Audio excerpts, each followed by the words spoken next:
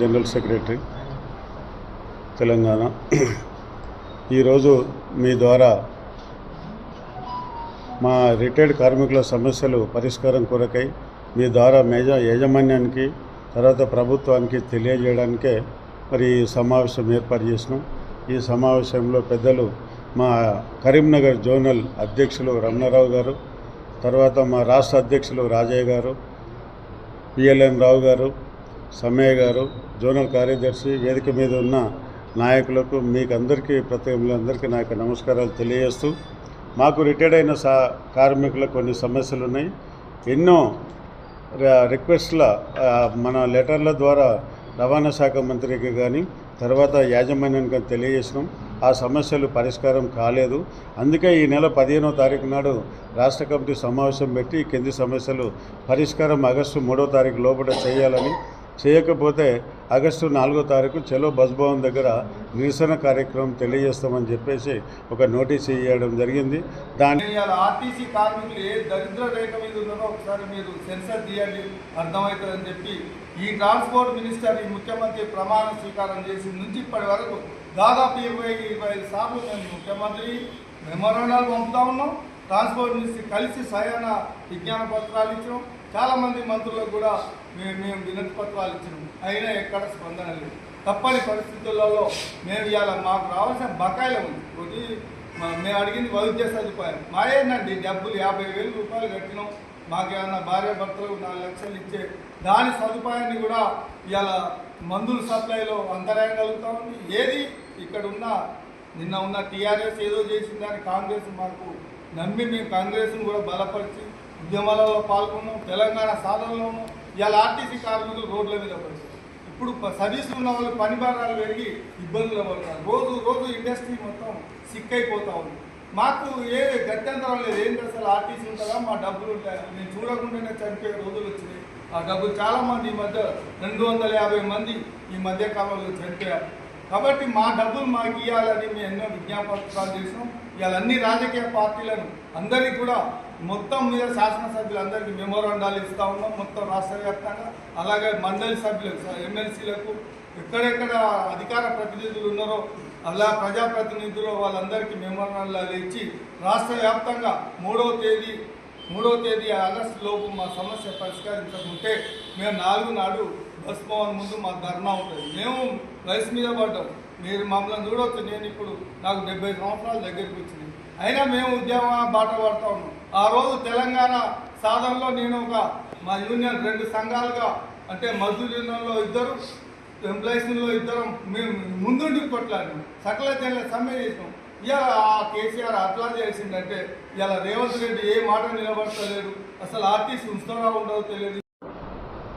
యొక్క చలో బస్ భవన్ కార్యక్రమం తీసుకునే ముందు ఈ యొక్క సమావేశానికి హాజరైన ఆర్టీసీ ఉద్యోగస్తుల రిటైర్మెంట్ రాష్ట్ర అధ్యక్షులు రాజయ్య గారు, సెక్రటరీ బుచ్చిరెడ్డి గారు, మరియు రత్నం గారు, చంద్రయ్య గారు, వరంగల్ జోనల్ నుండి రిప్రజెంట్ చేస్తున్న మరియు రాష్ట్రలో కూడా రిప్రజెంట్ చేస్తున్న లక్ష్మీనరసింహారావు గారు, సమ్మయ్య గారు, అదేవిధంగా రమణారావు గారు, మరియు నరసయ్య గారు, సమ్మిరెడ్డి గారు, నారాయణ గారు, యాదగిరిరావు గారు, అశోక్ రెడ్డి గారు, ముత్తులింగం గారు, ఇంకా వేదిక మీద ఉన్న పెద్దలు, పాత్రికేయ మిత్రులందరికీ కూడా హృదయపూర్వక నమస్కారాలు తెలియజేస్తూ, ఈరోజు మన యొక్క దౌర్భాగ్యం ఏంటంటే ఎవరైతే తెలంగాణ రాష్ట్రం కోసం పోరాడిరో అందులో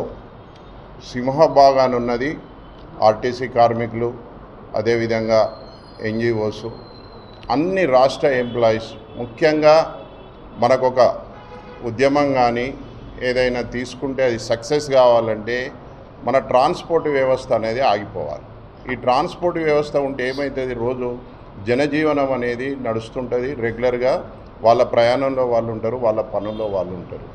కానీ ఈ సింహభాగమైన ఈ యొక్క రాష్ట్ర రవాణా సంస్థను వాళ్ళ త్యాగాల కోర్చి వాళ్ళ శాలరీస్ అంతంత మాత్రంగానే ఉన్నా, వాళ్ళ నెలకు జీతాలు రాకున్నా కానీ ఈ యొక్క బంద్లో పాల్గొని, సకల జనుల సమ్మెలో పాల్గొని ఈ యొక్క రాష్ట్రాన్ని తీసుకొచ్చిన వీళ్లకు ఈరోజు జరుగుతున్న అన్యాయం ఏంటంటే ఎంత దారుణం అంటే ఈరోజు చూస్తున్నాం.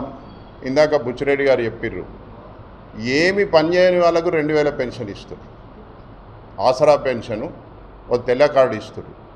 వీళ్ళు 30 నుంచి 40 సంవత్సరాలు, ఒక్కొక్కరు 40 సంవత్సరాలు. ఎందుకంటున్నంటే ముందు తరంలో చాలామంది 15 ఏళ్లకు 16 ఏళ్ళకే ఎంప్లాయ్మెంట్కి వచ్చేవాళ్ళు. వీళ్ళు they are not well educated, అంటే బాగా ఉన్నత విద్యలు చదివిన వాళ్ళు కాదు. వీళ్ళందరూ కూడా ఎంతో కొంత అక్కడ లోకల్లో వాళ్ళకి అవైలబుల్ ఎంత ఉంటే అంత తక్కువ చదివి, మాకు వేరే నౌకర్లు రావు కాబట్టి, వేరే జాబులు రావు కాబట్టి ఈ వచ్చిన జాబ్లో మనం జాయిన్ అయిదామని వాళ్ళు జాయిన్ అయ్యి 40 సంవత్సరాలు ఒక సంస్థకు, ఒక సొసైటీకి, ఒక సమాజానికి సేవ చేసిన వాళ్లకు కనీస గౌరవం కూడా లేకుండా 1000-1500 పెన్షన్. ఆలోచించండి, ఇది ఎంత అమానుషం, ఎంత దారుణం. ఏ విధంగా చూసినా కానీ ఇది మనము ఒప్పుకోదగ్గ విషయం కాదు. అదేవిధంగా ఈరోజు తెలంగాణ రాష్ట్ర పోరాటంలో వీళ్ళు సింహభాగమైనరు. వీళ్ళకి ఎన్నో హామీలు ఇవ్వడం జరిగింది. కొన్ని హామీలు నెరవేర్చింది గత ప్రభుత్వం, కొన్ని మిగిలిపోయినాయి. అందులో ముఖ్యంగా వీళ్ళ పే రివిజన్ అంటే ప్రతి 4 సంవత్సరాలకు ఒకసారి వీళ్ళకు పే రివిజన్ చేయాలి. ఏ ఎంప్లాయీకైనా చేయాల్సిందే. దాన్ని 2017లో చేసేదాన్ని 2024 అంటే 7 సంవత్సరాలకు లాక్కెళ్ళిరు దాన్ని. అది ఇవ్వలేదు. అదే కాకుండా 2021లో చేయాల్సింది 26కు లాక్కెళ్ళిరు. అంటే 5 సంవత్సరాలు తీసుకుపోయింది దాన్ని కూడా. ఇక్కడ ఏం జరుగుతుంది మనం ఒకటి గమనించాలి. ఈరోజు మనం సమాజంలో ఉన్నాం, అన్ని రకాల మనుషులను చూస్తున్నాం. అందరూ జాబ్ చేస్తారు, ఎందరో ఎంప్లాయీస్ ఉన్నారు. కానీ ముఖ్యంగా కొన్ని కోణాలు, ఒక డిపార్ట్మెంట్, ఇప్పుడు ఆర్టీసీ డిపార్ట్మెంట్ ఉంది. ఎంతసేపు ప్రతి నాయకుడు కానీ ప్రజలు కానీ ఏ విధంగా ఆలోచిస్తారు అంటే అది నష్టాలలో ఉంది. అంటే కొన్ని డిపార్ట్మెంట్లు ఉంటాయి, వీటికి లాభ నష్టాలు ఉంటాయి. ఇవాళ పోలీస్ డిపార్ట్మెంట్ ఉంది, నెల నెల జీతం ఇస్తున్నాం. వాళ్ళతో ఏమైనా లాభం వస్తుందా? వాళ్ళు ఒక పని చేస్తారు, లా అండ్ ఆర్డర్ను ప్రొటెక్ట్ చేస్తారు. అదేవిధంగా ఈరోజు మన యొక్క ఆర్మీ ఉంది. ఆర్మీతో ఏం లాభం అంటే వాళ్ళు దేశాన్ని రక్షిస్తారు.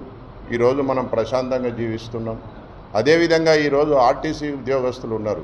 ఈ చక్రాలు నడవకపోతే ఒక సామాన్య జనజీవితం అనేది స్తంభించిపోతుంది. మరి జనజీవితంలో రోజువారీ పనిలో కార్యక్రమంలో వీళ్ళు ముందుండి చేసేదాన్ని మనం లాభాపేక్షతో చూడడం అనేది మొట్టమొదటిగా గవర్నమెంట్ కానీ ఎవరన్నా ఆలోచించినా కానీ ఇది తప్పుడు విధానం. ఫస్ట్ ఈ తప్పుడు విధానాన్ని మనం మార్చుకోవాలి.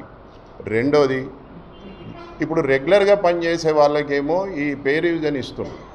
మరి వీళ్ళు రిటైర్ అయిన ఏం పాపం చేసిర్రు? ఎవరైనా ఒక ఏజ్ వస్తే రిటైర్ కావాల్సిందే.